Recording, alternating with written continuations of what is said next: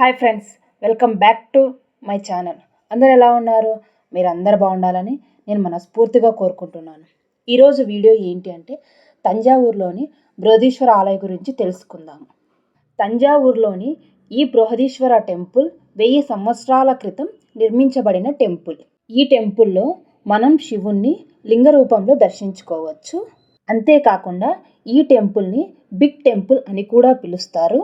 And అదేవిధంగా ఈ టెంపుల్లోనే ఇండియాలోని 2వ అతిపెద్ద నంది విగ్రహం కూడా ఉంటుంది. ఇంత పెద్ద టెంపుల్ని చోళ రాజులు కేవలం 6 సంవత్సరాలలోనే నిర్మించారు.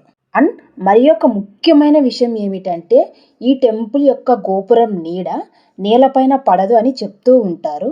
మీరు ఎవరైనా తంజావూరు వెళ్ళినప్పుడు తంజావూరులోనే బృహదీశ్వర ఆలయాన్ని టెంపుల్ని దర్శించుకోవాలి అనుకుంటే దర్శనం టైమింగ్స్ వచ్చేసి ఉదయం 6 గంటల నుండి మధ్యాహ్నం 12:30, మళ్ళీ తిరిగి తర్వాత సాయంత్రం 4 గంటల నుంచి 8:30 వరకు ఈ ఆలయం టైమింగ్స్ అనేవి ఉంటాయి. బృహదీశ్వర టెంపుల్కే మరి ఒక నేమ్ వచ్చేసి రాజరాజేశ్వరం అని పిలువబడేది. అండ్ అంతేకాకుండా స్థానికంగా తంజై పెరియ కోవిల్ అంటే తంజావూరు పెద్ద దేవాలయం అని కూడా పిలుస్తారు. ఇది అతిపెద్ద హిందూ దేవాలయాలలో ఒకటి మరియు తమిళ వాస్తు శిల్పానికి ఒక ఉదాహరణ. అంతేకాకుండా దీనిని దక్షిణ మేరు అని కూడా పిలుస్తారు. అప్పట్లో అంటే ప్రాచీన కాలంలో ఇది చోళుల రాజధాని. మనకు ఎదురుగా కనిపించేది ఫస్ట్ ఎంట్రన్స్ గేటు. దీన్ని 3 years బ్యాక్ నిర్మించారు. అంతేకాకుండా ఈ ఎంట్రన్స్ గేటుని మరాఠా గేట్ అని కూడా పిలుస్తారు. ఇదంతా 2వ ప్రాంగణం. అలాగే ఎదురుగా కనిపించేది మొదటి గోపురం. ఈ గోపురాన్ని రాజరాజ గోపురం అని కూడా పిలుస్తారు. ఈ మరాఠా గేటుని తంజావూరుని చివరగా పరిపాలించిన మరాఠా రాజైన సర్బోజి పాలనలో నిర్మించారు.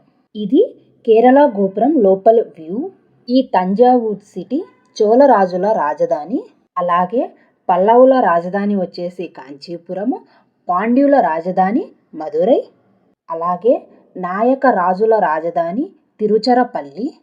పల్లవ రాజులు అలాగే నాయక రాజుల మాతృభాష తెలుగు, చోళ రాజులు పాండ్య రాజుల మాతృభాష తమిళ్. వీరంతా కలిసి కొన్ని సంవత్సరాలు మన సౌత్ ఇండియాని రూల్ చేశారు. చివరిగా సౌత్ ఇండియాని రూల్ చేసినది మరాఠా రాజులు. ఈ టెంపుల్ని 1004వ సంవత్సరం నుండి 1010 మధ్యలో నిర్మించారు. ఈ టెంపుల్ నిర్మాణానికి టోటల్గా 130,000 టన్నుల గ్రానైట్ని యూస్ చేశారంట.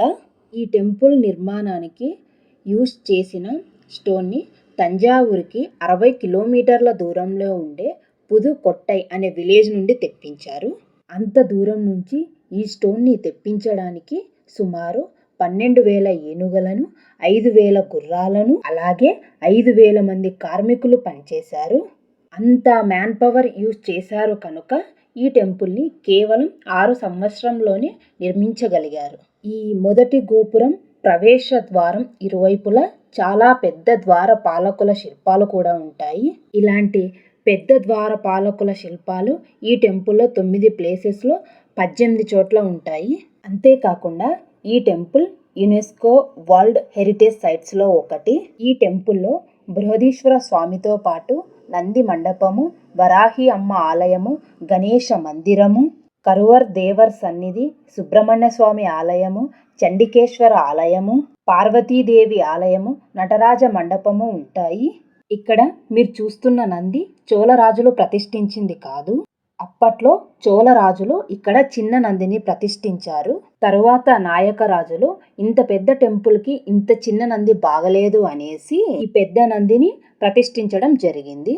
ఇది ఇండియాలోనే అతిపెద్ద నందుల్లో 2వది. ఈ నందిని సింగిల్ స్టోన్తో మలిచారు.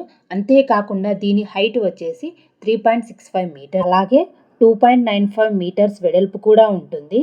ఇంకా 5.94 మీటర్స్ పొడవు ఉంటుంది. సింగిల్ స్టోన్తో చేయబడ్డ నంది వెయిట్ వచ్చేసి సుమారు 25,000 కేజీలు. అలాగే ఈ నందికి ప్రతి నెల 2 సార్లు అభిషేకం చేస్తారు. అలాగే ఇండియాలోని పెద్ద నంది వచ్చేసి ఆంధ్రప్రదేశ్లోని లేపాక్షిలో ఉంటుంది. ఈ నంది మండపం పైన ఉన్న పెయింటింగ్స్ 300 ఇయర్స్ ఓల్డ్వి, న్యాచురల్ కలర్స్తో మరాఠా రాజుల కాలంలో ఈ పెయింటింగ్స్ని వేయడం అనేది జరిగింది. రూఫ్ కింద ఉన్నాయి కదా, అందుకే కొంతమేరకు ఈ పెయింటింగ్స్ అలాగే ఉండడం అనేది జరిగింది. ఈ నంది మండపం పైనుండి ఒకసారి టెంపుల్ వ్యూని చూడండి.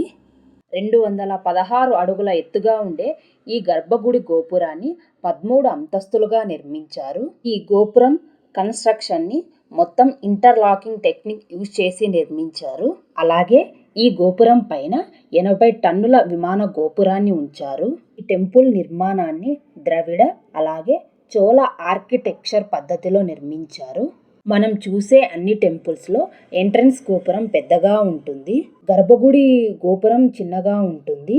అని ఈ టెంపుల్లో మాత్రం ఎంట్రన్స్ గోపురం చిన్నగా ఉంటుంది, గర్భగుడి గోపురం పెద్దదిగా ఉంటుంది. ఇదే చోళ ఆర్కిటెక్చర్ స్టైలు. నంది మండపం తర్వాత మనం దర్శించుకోవాల్సింది వరాహి అమ్మ ఆలయము. ఇదే ఆలయము. ఇదంతా సౌత్ వరండా అలాగే సౌత్ మండపం అని కూడా పిలుస్తారు. ఈ మండపంలో కొన్ని శిల్పాలను అలాగే కొన్ని ధ్వంసమైన పిల్లర్స్ని డిస్ప్లే లాగా ఉంచుతారు.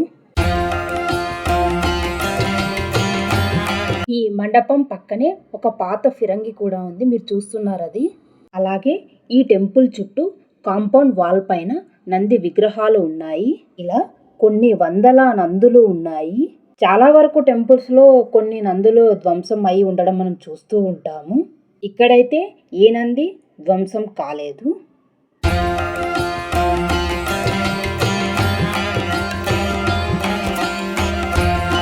ఈ టెంపుల్ గర్భగుడి గోపురం చుట్టూ 108 శివుని అవతారాలతో శిల్పాలను మలిచారు.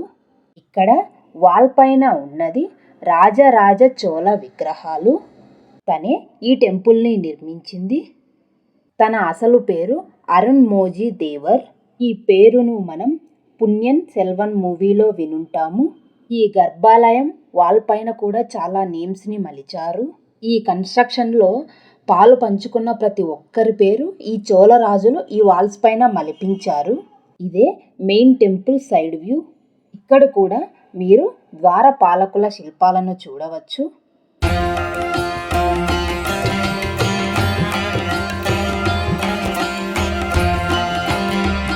ఈ టెంపుల్ని ఎలాంటి ఫౌండేషన్ లేకుండా డైరెక్ట్గా నేలపైన నిర్మించారు. అలాగే ఈ టెంపుల్ని నిర్మించి 1000 సంవత్సరాలు దాటినా కూడా ఎలాంటి డ్యామేజ్ జరగలేదు. ఈ టెంపుల్ కన్స్ట్రక్షన్కి ఎలాంటి సున్నపు రాయి కానీ సిమెంట్ని కానీ యూజ్ చేయలేదు. ఈ టెంపుల్ని మొత్తం ఇంటర్లాకింగ్ సిస్టంతో నిర్మించారు. ఇంటర్లాకింగ్ సిస్టమ్ అంటే ఈ కన్స్ట్రక్షన్లో యూజ్ చేసిన ప్రతి స్టోన్ దాని చుట్టూ ఉన్న స్టోన్స్తో ఇంటర్లాక్ అయ్యి వాటి సపోర్ట్స్తో ఇలా కదలకుండా ఉంటాయి. అలాగే కర్ణాటకలోని బేలూరులోని చెన్నకేశవ టెంపుల్ని కూడా ఇలాంటి ఇంటర్లాకింగ్ సిస్టంతో నిర్మించడం అనేది జరిగింది. ఈ టెంపుల్ గోడల పైన అష్ట దిగ్బాలకుల శిల్పాలు కూడా ఉంటాయి. అవి ఇక్కడ మీరు చూడండి.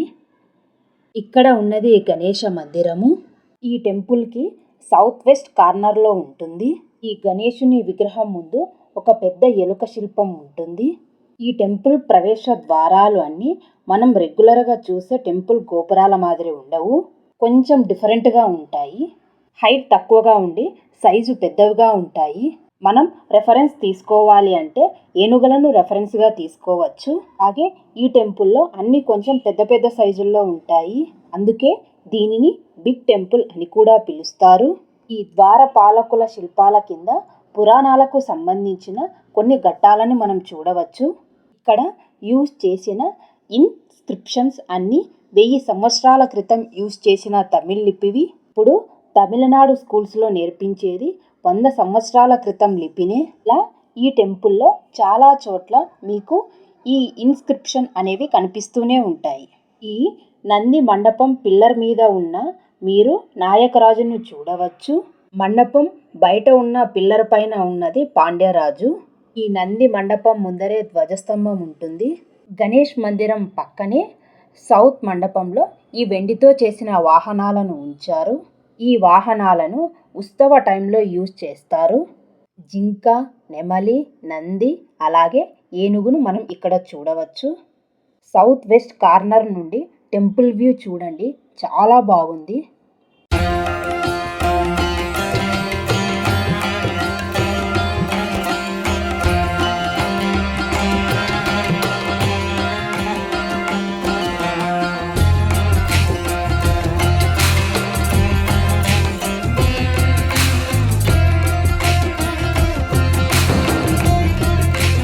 ఈ వెస్ట్ మండపం నుండి నార్త్ మండపం వరకు మొత్తం శివలింగాల్ని ప్రతిష్ఠించారు.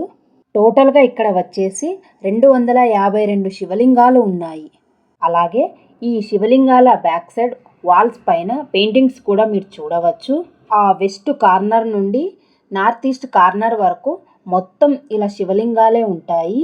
కొన్నింటి వాటికైతే చిన్న చిన్న మండపాలు కూడా ఉన్నాయి. వీటి అన్నింటినీ సామంత రాజులు కానీ రాజు ఫ్యామిలీస్ వాళ్ళు కానీ ప్రతిష్ఠించడం జరిగింది. ఇప్పుడు మీరు చూస్తున్న మందిరము కరువర దేవర మందిరము. ఈయన రాజరాజ చోళ గురువు గారు. ఇప్పుడు మీరు చూస్తున్నది సుబ్రహ్మణ్య స్వామి ఆలయము. ఈ ఆలయము నార్త్ వెస్ట్ కార్నర్లో ఉంటుంది. ఈ టెంపుల్ ముందు చిన్న మండపం కూడా ఉంటుంది. మనం ఈ సుబ్రహ్మణ్య స్వామి టెంపుల్ లోపలికి ఇటు సైడ్ నుంచే వెళ్ళాలి. ఇక్కడ మీరు సుబ్రహ్మణ్య స్వామి ద్వార పాలకుల్ని చూడొచ్చు. వీటిని కూడా గ్రానైట్తోనే చేయడం జరిగింది. అలాగే ఈ స్టెప్స్ పక్కన ఉన్న ఏనుగులను ఒకసారి గమనించండి. యూజువల్గా చాలా టెంపుల్స్లో సింపుల్గా ఉంటాయి, కానీ ఇక్కడ మాత్రం యుద్ధం చేస్తున్నట్లుగా ఉంది. ఇక్కడ చూడండి, ఏనుగు గుర్రం పైన ఉన్న సైనికుణ్ణి తొండంతో ఎత్తేస్తుంది. మరోవైపు కూడా మీరు చూడొచ్చు, సైనికుణ్ణి చేత్తో పట్టుకొని తీసుకెళ్తుంది. ఈ ఏనుగు మెడలో ఉన్న దండును అలాగే ఏనుగుకు చుట్టిన తాడు అన్నిటినీ చాలా రియలిస్టిక్గా మలచారు. ఈ ఏనుగు వెనకాలే మనం నెమలిపైన కూర్చున్న సుబ్రహ్మణ్య స్వామిని చూడవచ్చు. సేమ్ ఇలాంటిదే చాలా పెద్ద విగ్రహం ఈ టెంపుల్ గర్భాలయంలో ఉంటుంది. ఈ విగ్రహం ఎదురుగా ఒక గుర్రం ఉంటుంది. దీన్ని కూడా చాలా అద్భుతంగా మలిచారు. అంతేకాకుండా మరో మిస్టరీ ఏంటి అంటే, ఈ గర్భాలయ గోపురం నీడ నేలపైన పడదు అని చెప్తూ ఉంటారు. ఇదే చండికేశ్వర ఆలయం. ఈ చండికేశ్వరుడు శివునికి పరమభక్తుడు. ఆ భక్తి వలన శివుడు తనకు ఒక వరం ఇచ్చాడు. ఆ వరం ఏమిటి అంటే, శివుడు భోజనం చేశాక మిగిలిన పదార్థాలన్నింటినీ తినే అర్హత ఈ చండికేశ్వరుడికి మాత్రమే ఉందని. ఇది శివుని గర్భాలయం నుండి బయటకు వచ్చే అభిషేకం నీటి కోసం ఏర్పాటు చేసిన ఒక తొట్టె లాంటిది. గర్భాలయంలో ఉన్న శివలింగాన్ని సైజుకు తగ్గట్టుగా ఈ తొట్టిని మలచడం అనేది జరిగింది. ఇది ఈ గర్భాలయం మరోవైపు ఎగ్జిట్. ఇక్కడ కూడా మీరు ద్వారపాలకుల్ని చూడవచ్చు. తరువాత ఈ ప్రాంగణంలోని నార్త్ ఈస్ట్ కార్నర్లో నటరాజ మండపం ఉంటుంది. ఈ మండపంలో నటరాజ స్వామి కంచు విగ్రహాన్ని మనం చూడవచ్చు. గర్భాలయంలో అయితే వీడియో అవైలబుల్ లేదు. గర్భాలయ ద్వారం పక్కన ఇరువైపులా ఉన్న ఈ శిల్పాలను మనం చూడవచ్చు. ఇక్కడ చూడండి, శివలింగానికి అభిషేకం జరుగుతూ ఉంది. చూస్తున్నారు కదా ఎంత పెద్ద శివలింగమో. ఇది ఇండియాలోనే అతిపెద్ద శివలింగము. ఈ గర్భాలయ గుడిలో ఉన్న శివలింగం హైట్ వచ్చేసి 12 ఫీట్స్. అలాగే దీని బరువు 12,000 కేజీలు. సాధారణంగా అన్ని గుళ్ళలో మందిరాన్ని నిర్మించిన తర్వాత శివలింగాన్ని నిర్మిస్తారు, అని ఇక్కడ ముందుగానే శివలింగాన్ని ప్రతిష్ఠించి దానికి అనుగుణంగా గోపురాలను మలచడం అనేది జరిగింది. పసుపు, పాలు అలాగే నీటితో చాలాసార్లు అభిషేకం చేశారు. ఇక్కడ మీరు కూడా చూడండి.